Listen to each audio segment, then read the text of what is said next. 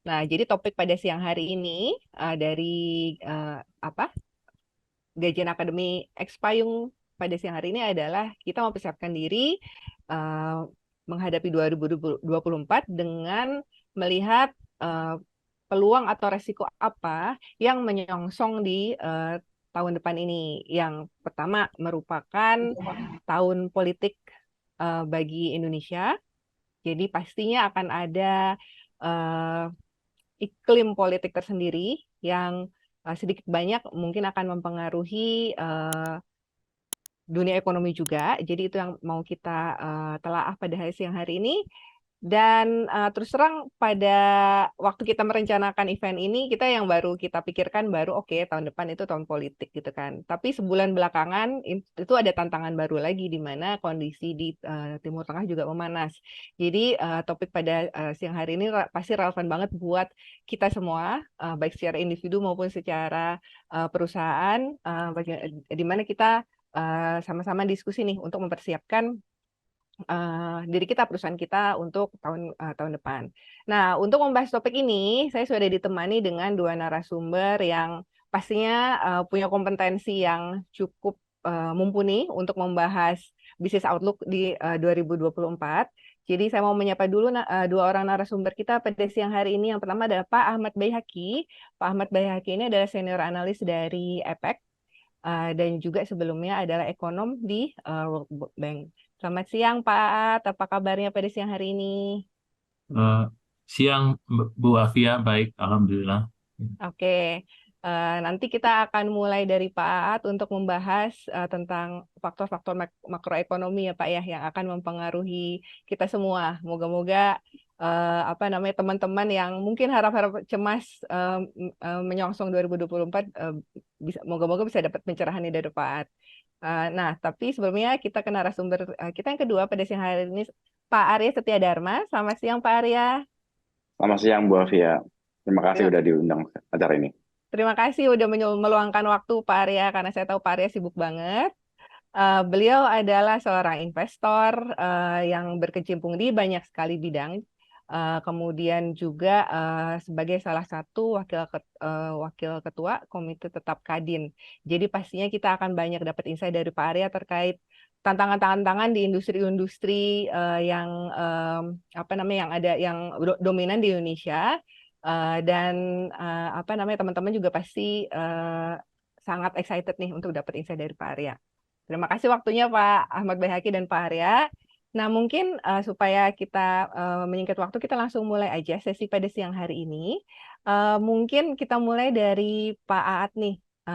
Pak Aat, saya mau lempar pertanyaan.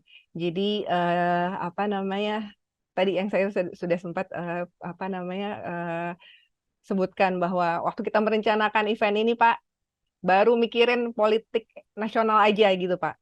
Bahwa Ya, biasanya kalau kalau tahun apa namanya pemilu itu pasti ada tantangan-tantangan tertentu gitu kan. Nah, ini cukup apa namanya tantangannya cukup unik karena kan ini pasti akan ada pergantian apa namanya kepemimpinan itu yang pertama ya. Nah, kemudian terus ternyata dalam sebulan belakangan itu juga kemudian ada gejolak apa namanya terkait isu Palestina.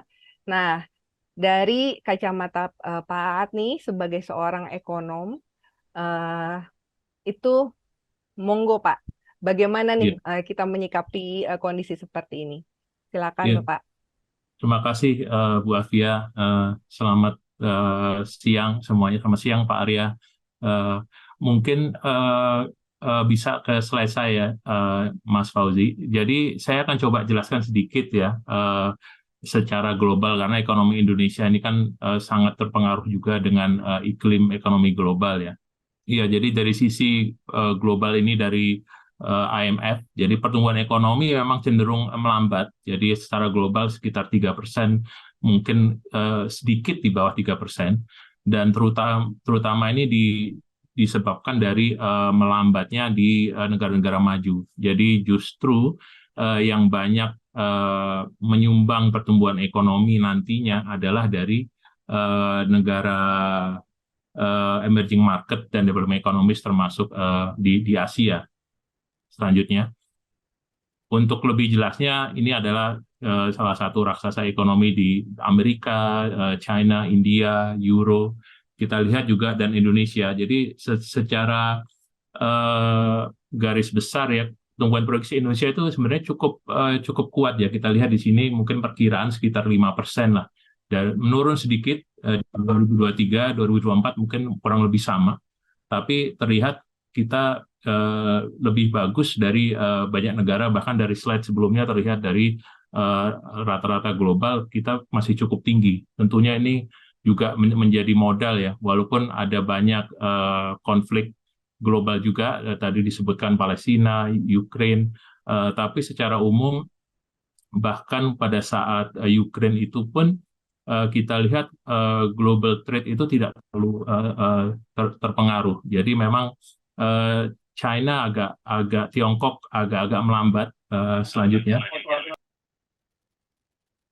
Jadi untuk masalah ekonomi global ini juga dari laporan IMF, ini mungkin yang diperkirakan akan berdampak pada Indonesia juga. Jadi ekonomi Tiongkok yang melambat, tapi walaupun demikian itu masih berkontribusi 60% dari ekspansi global GDP di 2024. Kemudian inflasi yang tinggi juga itu adalah salah satu tantangan. Di Indonesia sekitar 6% tahun 2022 dan turun sekitar 3% di 2023. Mungkin kurang lebih sama. Nah, untuk hutang juga menjadi masalah, bukan masalah, menjadi resiko juga. Karena kita tahu pada masa COVID selama 2-3 tahun ini, banyak negara itu mereka ekspansi fiskal dan ekspansi moneter. Jadi tentunya ini membawa dampak terhadap hutang publik. Untuk Indonesia diperkirakan akan menurun dari 40% GDP di 2022 ke sekitar 37%. Jadi kurang lebih cukup stabil lah. Nah, tadi yang Ibu Alfia singgung mengenai fragmentasi geopolitik itu memang salah satu yang juga akan berpengaruh ya, terutama kalau kita lihat dari hubungan apa China dan USA dan Amerika. Jadi dua raksasa ekonomi ini terlihat masih ada semacam global trade tensionnya masih terlihat. Jadi dan itu bisa mempengaruhi terhadap arus perdagangan juga. Kemudian ada perubahan iklim dan kemudian ada naiknya harga makanan dan energi. Dan ini yang kelihatannya yang cukup perlu diawasi ya. Makanya kalau kita lihat dari kampanye capres kita yang akan datang kan banyak sekali isu-isu ini juga dibahas. Bahkan salah satu kandidat mengatakan akan memberikan makan siang gratis. Nah, itu menunjukkan bahwa memang isu-isu ini penting karena isu kemiskinan dan energi untuk tumbuh ekonomi kita tentunya butuh energi dan banyak juga pengeluaran negara di Indonesia yang masih tergantung kepada pengeluaran energi juga. Selanjutnya, Mas. Nah, ini adalah global risk di 2023. Ini dari World Economic Forum ya. Ini secara umum. Jadi ini secara global di sini ada 10 ya. Kalau kita lihat misalnya ada biaya hidup, cost of living crisis, natural disasters, geoeconomic confrontation, kemudian ada masalah lingkungan juga mendominasi di top 10 ya. Kemudian adanya involuntary migration, mungkin ini terkait dengan perang juga. Nah, ini yang tentunya turut juga perlu diwaspadai bagi kebijakan Indonesia dalam mengantisipasi dari berbagai macam resiko ini. Kalau bahkan nomor satu itu adalah cost of living. Bahkan di Singapura, saya bermukim di Singapura. Kita di Singapura saja sudah merasakan naiknya harga harga sewa rumah, harga makanan itu sangat terasa naik. Jadi saya rasa ini yang perlu diwaspadai oleh pemerintahan selanjutnya, bagaimana untuk mengantisipasi ya, apakah ya kan berbagai macam janji sudah dilontarkan, swasembada pangan atau beberapa strategi ekonomi yang lain, itu yang diharapkan mampu menjaga kestabilan harga bahan pokok. Selanjutnya, tadi sudah saya singgung masalah global trade karena saya dari APEC, Asia Pacific Economic Cooperation, mungkin ada yang dulu masih ingat tahun 2013 kita menjadi host. Itu lebih kepada perdagangan. Jadi fokus kita adalah bagaimana perdagangan bisa menjadi lebih lancar.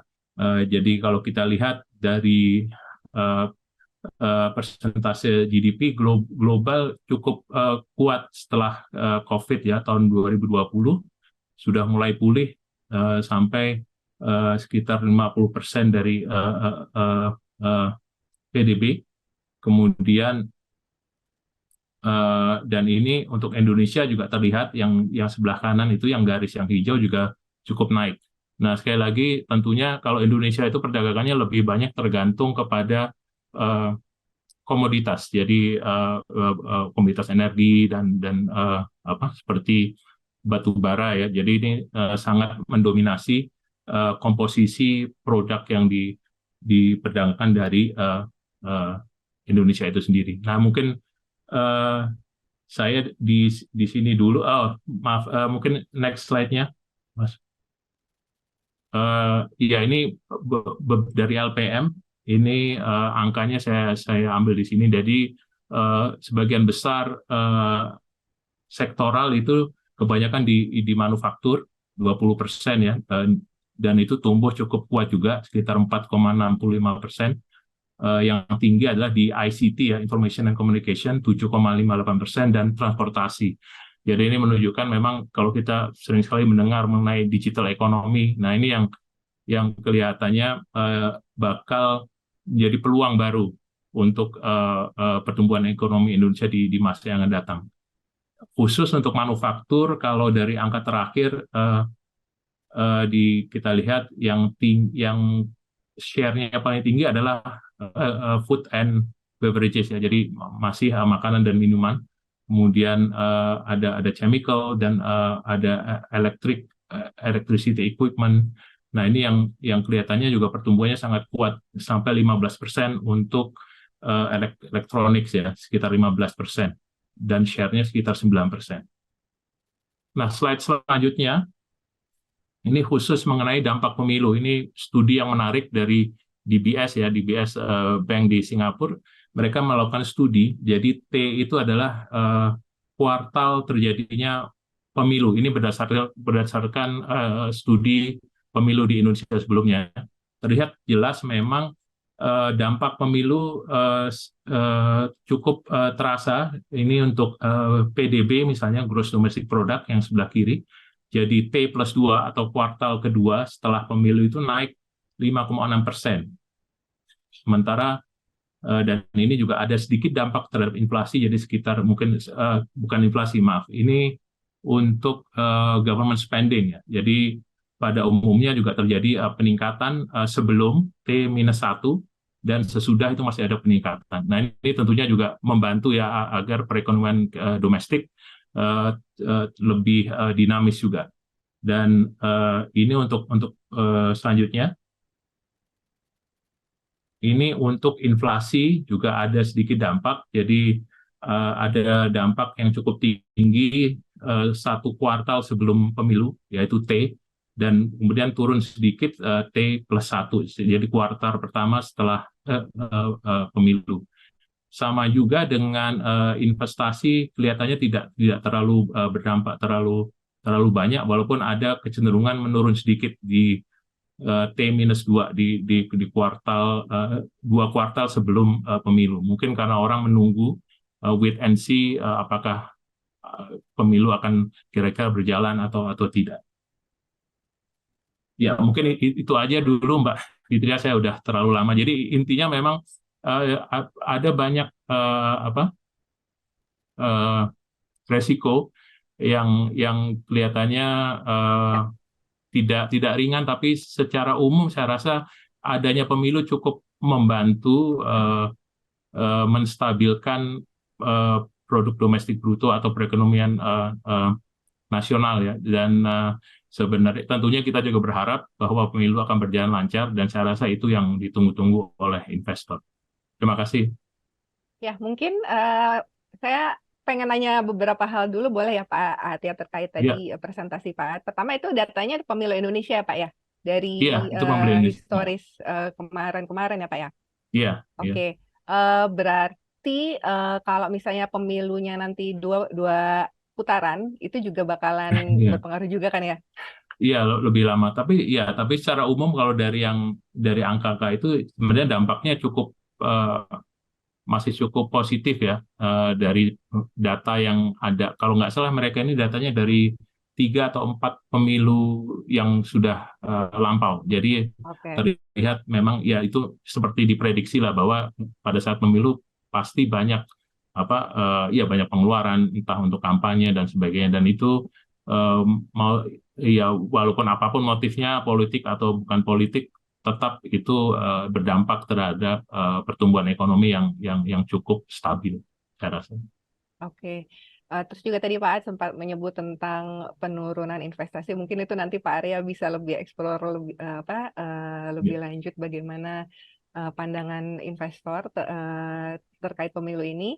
Tapi kita balik lagi ke tadi Pak Ad juga menyebutkan tentang eh, global tension gitu ya Pak ya, antara ya, Amerika, Cina, dan juga bahwa di Indonesia kan kita masih sangat bergantung pada sektor-sektor apa namanya yang terkait sama sumber daya alam gitu kan ya Pak ya.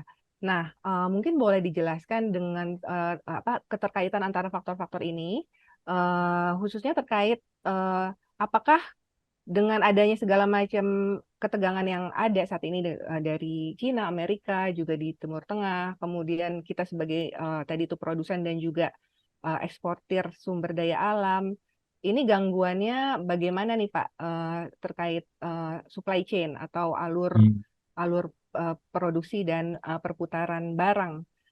Dan khususnya dampaknya terhadap ekonomi Indonesia gimana tuh, Pak Ad? Eh, Sebenarnya eh, kalau belajar dari yang sudah-sudah ya dari COVID itu kan dampak disrupsinya sangat eh, apa sangat sangat terasa ya. Jadi orang tidak boleh tidak boleh keluar, banyak pelabuhan juga tidak bisa beroperasi, dan itu terutama eh, eh, bagi mereka yang tergantung pada perekonomian China juga. Jadi China itu salah satu supplier utama dari semikonduktor atau chips, dan itu sangat terasa pada saat itu. Nah, memang tapi kan seperti saya singgung tadi, terlihat bahwa data perdagangan itu masih tetap stabil. Jadi memang begitu terjadi disrupsi, banyak negara ini langsung mereka memikirkan bagaimana untuk mengatasi hal tersebut. Jadi kalau kita dengar banyak sekali strategi, misalnya China plus one strategy. Basically, mereka berusaha untuk mendiversifikasi supplier selain dari Tiongkok ya. Dan itu memang kelihatannya cukup cukup berhasil ya. Jadi walaupun tidak mudah dan tidak murah, tapi terlihat bahwa ini dibantu oleh sistem logistik yang cukup maju. Jadi kalau kita lihat banyak sekali perusahaan logistik besar yang mereka ini mampu istilahnya membantu perubahan supply chain yang istilahnya yang cukup signifikan. Jadi karena itu tidak terlalu terasa. Mungkin Mas Fauzi bisa ke slide selanjutnya, Mas. Ya, silakan Pak. Saya lihat slide berikutnya terkait sama supply chain ini juga. Iya, iya, iya. Selanjutnya. Nah, ini contohnya yang saya singgung tadi, ini adalah karena kebanyakan perdagangan ini adalah di intermediate goods ya. Jadi supplier di bukan barang jadi tapi komponen. Nah, ini terlihat cukup stabil lah, walaupun ada sedikit penurunan, tapi terlihat sudah naik dari 2022. Nah, untuk Indonesia sendiri, kita lihat itu ada forward and backward. Forward itu artinya Indonesia itu dia menjadi supplier dari negara lain, sementara backward itu dia menjadi importir. Nah, kita lihat di sini kebanyakan adalah masih di Asia. Jadi rekanan dagang kita terlihat juga cukup untuk untuk secara total mungkin Eropa 40%, Asia 45%. Tapi Asia ini juga kan konsentrasinya banyak sekali di Tiongkok. Karena Tiongkok adalah salah satu mitra dagang utama dari uh, uh, Indonesia. Nah, ini yang akan juga kenapa tadi saya singgung walaupun China Tiongkok melambat, tapi mereka tetap Nah, ini dia yang lebih tinggi apa namanya telat. dari negara lain ya. Selanjutnya, nah ini adalah komponen ekspor Indonesia ya. Untuk jadi saya singgung tadi, kita lihat Tiongkok dan Amerika adalah salah satu pasar ekspor yang utama. Jadi China sekitar 23%, Amerika sekitar 11%, Eropa sekitar 7%, Jepang sekitar 7%. Jadi memang kita terkadang mau tidak mau akan terpengaruh juga terhadap trade tension dari Amerika dan Tiongkok, karena dua-duanya ini adalah mitra dagang kita yang utama juga. Di sebelah kanan itu adalah contoh produk utama.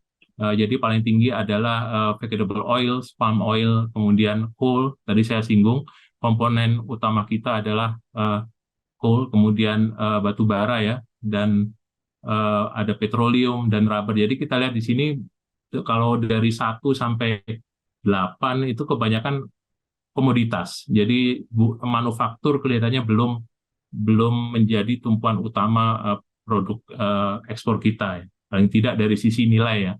Kemudian selanjutnya,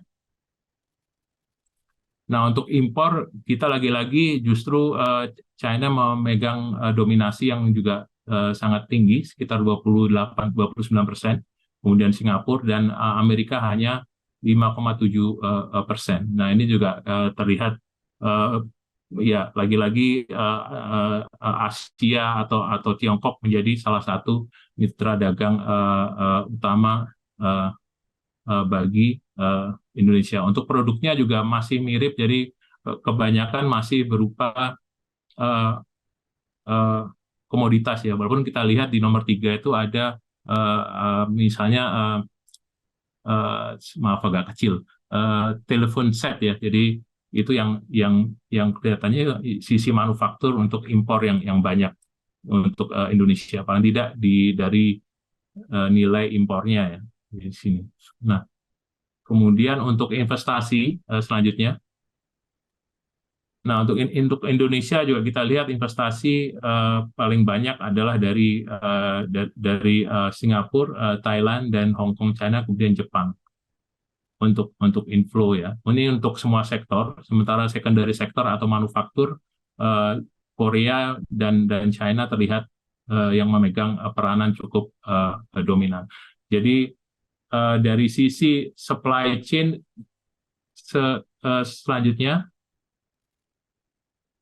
nah jadi kalau secara makro ini laporan dari HSBC dikatakan jadi 3 faktor yang mempengaruhi perubahan supply chain adalah counterparty risk, kemudian bagaimana expand ke new market, kemudian adanya regulasi dan border restriction. Jadi kalau kami di APEC, kami fokusnya kepada trade facilitation, fasilitasi perdagangan, jadi menunjukkan pentingnya faktor bagaimana istilahnya mengupayakan misalnya bea cukai yang lebih cepat. Jadi kalau di ASEAN kita mengenal ada single window, mungkin Pak Arya atau yang sering bergelut dengan bea cukai tahu single window, yaitu adalah untuk mengurus formalisasi perdagangan ke bea cukai, dan itu sekarang kita kebanyakan adalah menggunakan paperless, yaitu tidak pakai form lagi kalau bisa. Jadi dan ini adalah salah satu peluang untuk membuat perdagangan yang lebih cepat dan dengan biaya yang lebih murah bagi banyak perusahaan. Nah, untuk Indonesia dikatakan lagi-lagi top supplier location untuk perusahaan bulog di Indonesia kebanyakan adalah di Tiongkok 29%, kemudian North America 23%, dan di Asia. Dan untuk strategi supply chain bagi kebanyakan perusahaan di Indonesia berdasarkan data HSBC adalah mereka istilahnya membuat inventory yang yang lebih banyak. Jadi menaikkan tingkat inventory mereka, dan ini karena khawatir kalau ada disrupsi. Nah, ini tentunya ini tidak murah ya, karena untuk holding inventory obviously ya itu adalah cost kan. Kalau mungkin eh, para pengusaha juga pasti tahu. Kemudian disebutkan salah satu sebab untuk holding excess inventory adalah tadi saya sebutkan juga adanya COVID, freight rates, dan adanya preparing for future disruption. Jadi kelihatannya supply chain resilience ini sangat menjadi sangat penting, karena berkali-kali kita mengalami banyak disruption dari COVID, kemudian Ukraine konflik, sekarang kita ada Palestine, kita tidak tahu dampaknya baik kemana. Jadi semakin tinggi resiko, tentunya para pengusaha mereka juga semakin berhati-hati. Dan salah satu kalau dari studi HSBC ini dikatakan kebanyakan adalah dengan memegang tingkat inventory yang lebih tinggi. Kemudian selanjutnya, nah salah satu resiko yang dianggap tinggi pertama adalah resiko inflasi, kemudian ada juga mata uang sekitar 17%. Dan yang agak aneh dari temuan ini adalah justru kebanyakan dari perusahaan di Indonesia justru mengurangi supply chain partner mereka. Jadi karena biasanya kalau di negara lain, kalau ada, saya singgung tadi kan, ada China plus one strategy, kalau ada disrupsi atau resiko supply chain, mereka istilahnya mendiversifikasi supplier mereka. Selain di China, mereka coba ke Vietnam atau ke negara-negara ASEAN yang lain. Tapi kalau di Indonesia terlihat cenderung mereka justru mengurangi supply chain partnernya, jadi lebih ke arah konsolidasi. Nah, ini yang sebenarnya menarik ya. Namun saya tidak punya data lebih lanjut untuk melihat kenapa hal ini terjadi ya. Tapi mungkin memang istilahnya gimana ya?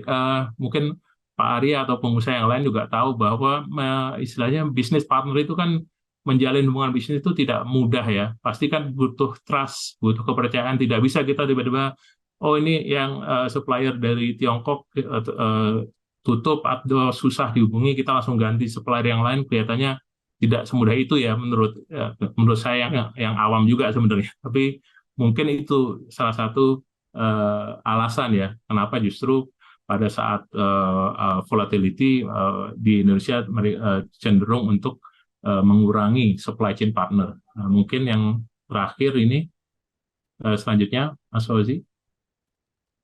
Nah, ini salah satu di sini studi dari Gartner juga dikatakan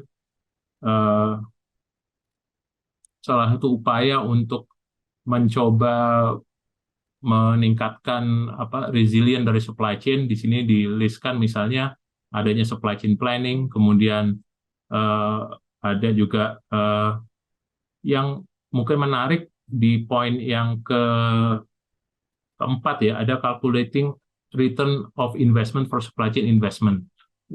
Jadi saya singgung tadi bahwa supply chain resilience itu tidak gratis, jadi butuh biaya. Sebagai contoh, kita ingin tadi memegang inventory yang lebih banyak, tentunya itu butuh biaya. Atau di sini dikatakan misalnya untuk membuat sistem yang meningkatkan supply chain visibility misalnya. Nah, ini tentu saja butuh teknologi, butuh investasi. Nah, ini yang terkadang banyak perusahaan, bagi perusahaan besar mungkin mereka mampu, tapi bagi SMI tentunya sulit untuk istilahnya sudah nambah resiko, sudah dampak krisis misalnya, disuruh lagi untuk investasi lagi, tentunya sangat berat. Nah, ini memang yang harus dilihat lebih jauh adalah investasi seperti apa yang cocok bagi perusahaan untuk meningkatkan supply chain resilience mereka, itu yang tidak bisa dibuat secara umum, karena setiap perusahaan butuh kebutuhan yang berbeda-beda, setiap perusahaan memiliki resiko yang berbeda-beda. Nah, ini sangat tergantung dari skala perusahaan itu sendiri. Mungkin selanjutnya Mas. Nah, ini secara global ya. Jadi saya singgung tadi eh, ini dari G20 ya, dikatakan sekarang ini ada semacam friendshoring. Jadi istilahnya mereka hanya mau eh, berinvestasi di negara-negara yang quote unquote friendly lah. Jadi yang memiliki values yang sama, yang memiliki pandangan yang sama. Nah, ini sebenarnya tidak efisien karena kalau seandainya sebagai contoh ya, misalnya Amerika misalnya, mereka hanya mau menjalin hubungan dengan negara-negara yang serupa, yang friendly, tentunya mereka rugi sendiri karena seperti contohnya mau tidak mau Tiongkok itu memegang peranan yang penting dalam banyak industri, misalnya industri semiconductor, industri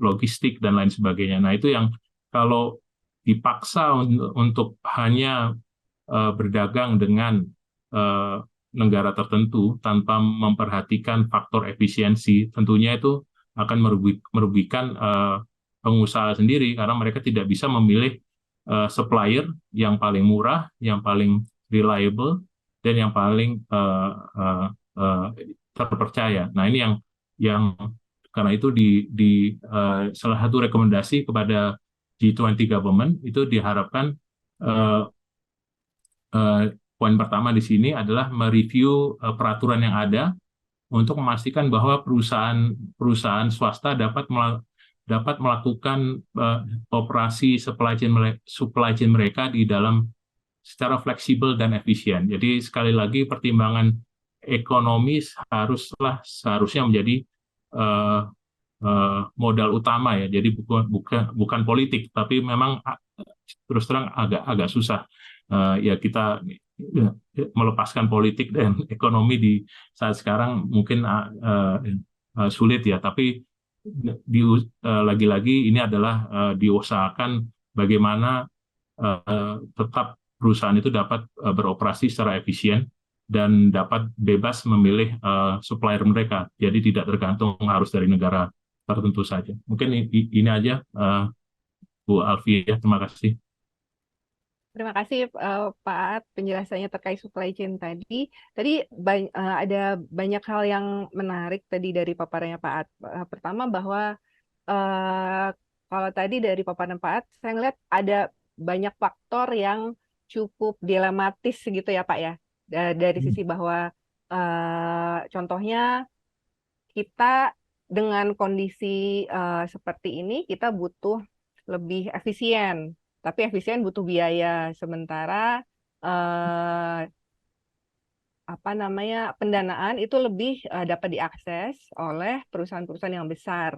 Itu contoh salah satu dilemanya ya Pak ya. Terus juga tadi Pak Aat juga menyentuh tentang sebenarnya dengan kondisi makroekonomi seperti sekarang, diversifikasi resiko, diversifikasi partner contohnya itu penting untuk menjaga tingkat resiko kita.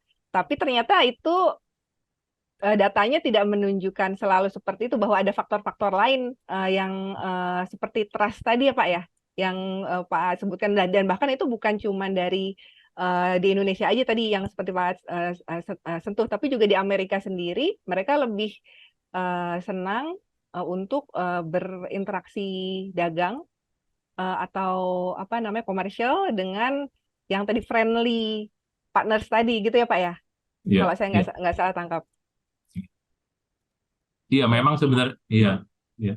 Jadi memang agak dilema. Jadi alasan Amerika juga masuk akal juga. Jadi mereka merasa bahwa kalau mereka terlalu bergantung kepada Tiongkok saja atau negara apapun lah, jadi itu tentunya akan berdampak juga.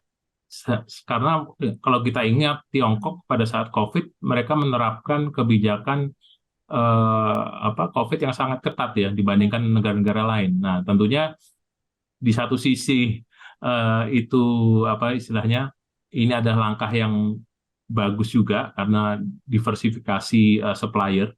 Tapi di sisi yang lain juga ada pertimbangan lain yang saya sebutkan tadi, berganti supplier itu tidak mudah, apalagi dalam jangka yang singkat. Nah, Makanya kalau kita sekarang yang juga sedang cukup ramai dibahas itu adalah industrial policy. Kalau kita ingat dulu ya waktu saya masih kuliah tahun 97 itu selalu dikatakan industrial policy itu jelek gitu. Jadi kalau kita ingat Indonesia dulu pernah mencoba kebijakan industri dengan mobil nasional ya. Itu salah satu kebijakan industri Indonesia dan itu gagal, kita digugat di WTO. Nah, itu pada masa itu selalu dikatakan industrial policy itu jelek ya. Nah, sekarang justru negara maju banyak yang menerapkan industrial policy, terutama terkait dengan semiconductor misalnya. Jadi, Pak, saya ya, orang awam, boleh dijelasin nggak industrial policy itu apa? Mungkin teman-teman iya, juga. iya, kebijakan industri itu intinya ya memacu industri tertentu, memberikan insentif terhadap industri tertentu, baik dengan kebijakan tarif atau dengan membangun lokasi atau memberi kemudahan pajak. Nah, itu yang dilakukan untuk mobil nasional waktu itu kan diberikan, kalau saya nggak salah itu bebas pajak untuk mengimpor produk dari Korea misalnya, dengan harapan dengan mengimpor murah itu domestik produksi di dalam negeri bisa berkembang gitu. Dan biasanya itu kan sementara ya. Jadi diberikan dulu proteksi sementara, setelah kita bisa membangun kapasitas produksi sendiri baru dilepas seperti itu. Jadi itu yang dimaksud dengan industrial policy. Jadi memberikan kemudahan dalam hal pajak, dalam hal tingkat suku bunga dan sebagainya. Nah, itu yang sekarang negara maju banyak melakukan itu dengan mereka memberikan banyak fasilitas bagi industri tertentu yang dianggap strategis, quote unquote ya. Contohnya adalah uh, Sultan, sorry, my son, Sultan kan, maaf anak saya lagi. Nggak apa-apa, Pak. Ya, jadi intinya, wah saya jadi lupa lagi. Ya, jadi itu tadi kan, Industrial policy. iya, jadi justru sekarang yang dilakukan adalah mereka membangun industri semiconductor misalnya. Nah, itu dengan memberikan banyak fasilitas investasi atau fasilitas suku bunga atau banyak fasilitas yang lain. Nah, itu yang sekarang sering dilakukan oleh banyak negara maju. Jadi istilahnya subsidi lah. Mereka memberikan subsidi untuk agar mereka bisa mengembangkan industri semiconductor di dalam negeri. Nah, ini tentunya apa ya? Istilahnya uh, tidak murah ya, dan itu bisa merugikan dalam jangka panjang karena kan kalau kita membangun sendiri semua dalam domestik itu butuh, Mahal. iya, mahal dan mungkin in, akan berakibat pada tingginya iya, harga gitu ya. Karena kalau ya seandainya Tiongkok bisa memproduksi lebih murah, kenapa kita harus bangun sendiri? Nah, itu kan banyak pertimbangan seperti itu ya. Nah, itu yang sekarang juga sedang ya banyak orang agak khawatir karena berarti kan semua dibangun domestik, berarti Ya. global trade jadi turun dong. Nah, jadi kesempatan negara lain untuk jadi supplier juga turun karena semua diambil di perusahaan domestik semua. Nah, itu yang tentunya kita tidak inginkan ya, karena kan kalau global trade seharusnya itu kan menguntungkan bagi semua ya, bagi banyak negara, tidak hanya negara tertentu saja mungkin. Oke. Jadi masih nyambung dengan poin tadi, apakah di 2024 itu tren untuk inward looking atau melihat ke dalam negeri ini akan semakin lebih terlihat, Pak? Iya, 2024 Masing-masing negara tuh iya, iya, negaranya ngurusin lebih fokus iya, iya, memproteksi emang wilayah masing-masing.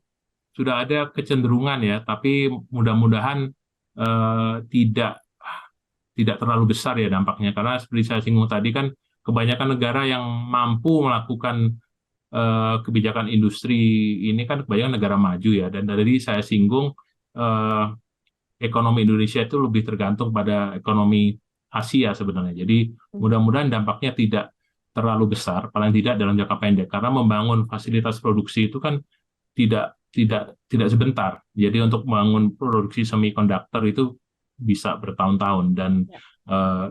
belum tentu juga pada akhirnya industri yang dibangun itu akan bisa bersaing dengan industri yang sudah ada. Nah, itu tentunya banyak menjadi pertimbangan. Jadi kalau saya lihat sih masih paling tidak dalam jangka pendek dampaknya belum akan Belum terlalu terasa ya. terlihat. Ya. Oke. Sambil saya mau mengingatkan teman-teman yang mau bertanya, ini udah ada pertanyaan yang muncul di chat box. Kalau teman-teman ingin bertanya, boleh diketikkan pertanyaannya di chat box. Nanti saya akan bacakan setelah pemaparan dari masing-masing narasumber. Nah, kemudian masih lanjut lagi nih Pak, terkait masih di poin yang tadi, menimbang poin-poin yang tadi Pak Ad sebutkan, eh, di Indonesia sendiri, pertama pertanyaannya apakah juga ada tren proteksi seperti tadi dari pemerintah kita, dan yang kedua juga dari gangguan atau potensi gangguan logistik dan supply chain tadi, kira-kira sektor-sektor mana yang bakalan terdampak positif dan negatif, Pak? Eh, Mungkin saya agak sulit ya melihat. Saya terus terang saya bukan pelaku industri, jadi mungkin Oke, mungkin ya. secara Jadi makronya gimana, Pak, iya, yang secara ada datanya? makro eh, kelihatannya yang sekali lagi kalau mungkin saya peluangnya saja ya. Saya lihat peluang yang besar itu mungkin slide berikutnya, Mas Fauzi. Ya, slide berikutnya. Iya, jadi kan kita sering bilang apa teknologi ya sekarang ini apa banyak sekali digital ekonomi. Nah ini kalau dari literatur itu ini sinonim dengan istilahnya Fourth Industrial Revolution Technology. Jadi 4IR lah. Nah ini yang banyak misalnya untuk IT, software, connectivity. Nah ini yang sebenarnya peluang bagi industri, banyak industri untuk mengaplikasikan banyak teknologi baru ini ya, contohnya seperti di banyak perusahaan kan untuk logistik banyak mengenai AI dan segala macam. Nah ini juga adanya peluang bagaimana memanfaatkan industri ini teknologi yang ada sekarang untuk mengupgrade supply chain ya. Jadi kita sebagai contoh ini ada the smiling curve. Jadi dikatakan kalau dari literatur yang ada itu manufacturing itu justru value added-nya itu paling rendah di bawah di tengah itu ya manufacturing. Nah itu yang intinya adalah bagaimana kita naik ke atas itu untuk upgrade adalah melalui aplikasi dari 4IR teknologi ini. Jadi misalnya untuk logistik kita mencoba menerapkan AI. Amazon adalah contoh yang paling sering dipakai ya. Bagaimana mereka memakai robot dalam warehousing mereka. Nah itu yang mampu meningkatkan produktivitas secara signifikan. Selanjutnya, nah ini untuk APEC ya, kita anggotanya ada 21 negara dan terlihat di sini juga ekspor dari produk-produk 4IR ini juga sangat sangat tinggi di APEC. Jadi kita lihat lagi-lagi China dan Amerika itu memegang peranan penting ya, terutama Tiongkok kita lihat itu sekitar memegang 47% dari 4IR ekspor ya. Sementara untuk Amerika sekitar 5,4%. Dari sisi impor di sini yang paling tinggi juga masih Tiongkok sekitar 21%, kemudian Amerika sekitar 24%. Dan ini terkait sekali dengan paten. Jadi kalau di grafik yang sebelah kiri itu adalah jumlah paten ya yang ada, dan ini terlihat sekali Amerika jauh masih melampaui negara-negara APEC yang lain, disusul dengan Tiongkok, Jepang dan Korea. Jadi intinya mungkin untuk apa? Untuk Indonesia ini mungkin bisa menjadi peluang ya, bagaimana memanfaatkan hubungan perdagangan yang ada dengan Amerika, dengan Tiongkok, dengan Jepang dan Korea untuk melakukan alih teknologi ya. Sebenarnya ini sudah sering dibahas pada masa-masa Pak Harto juga. Kemudian sering sekali kita ingat tinggal landas ya, bagaimana kita membangun industri penerbangan dan lain sebagainya. Itu sebenarnya tujuannya adalah untuk transfer teknologi. Nah itu yang kelihatannya bisa menjadi peluang bagi banyak perusahaan sekarang. Adopsi teknologi 4IR ini bisa membantu untuk meningkatkan efisiensi ya, kemudian juga bisa untuk upgrading tadi dari supply chain. Nah ini yang tapi sukses dari penerapan 4IR teknologi ini tergantung dari beberapa hal. Di sini saya sebutkan misalnya digital literacy, training and upskilling dari local workforce, kemudian domestic market size, kemudian dari sisi foreign direct investment. Nah ini kalau dari 4 ini Indonesia sebenarnya sudah ada domestic market size yang cukup besar, FDI yang juga cukup dinamis dari multinational corporation. Nah tinggal 2 faktor ini, bagaimana meningkatkan digital literacy dan training and upskilling dari local workforce ya, itu mungkin yang bisa dipikirkan lebih jauh bagaimana meningkatkan kualitas ini. Tidak harus sekolah, karena kalau kita bicara sekolah kan itu pendidikan formal ya. Ini yang lebih praktis lah. Nah ini yang mungkin bisa dipikirkan bagaimana pertama menarik FDI, penanaman modal asing yang berkualitas, yang dapat memajukan teknologi di dalam negeri, dan ini yang kelihatannya bisa dipikirkan untuk pemerintahan yang akan datang ya. Mungkin itu, saya udah terlalu lama kayak. Mohon maaf. Terima kasih Bu Afia.